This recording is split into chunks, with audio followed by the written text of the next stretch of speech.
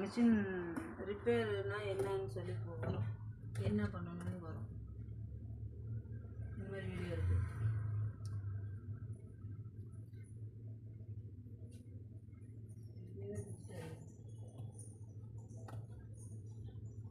அது தேயிலை நாலா பக்கம் ஒரே மாதிரி தான் இருக்குது.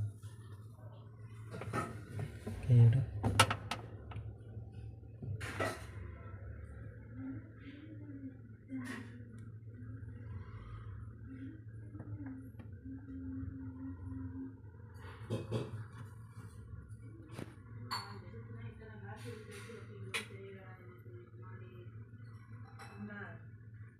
கழுவி அங்கே வைக்கிறது தாண்டா தெரியுது. எதுக்குலாம் இத்தனை கிளாஸ் வருது அங்கே?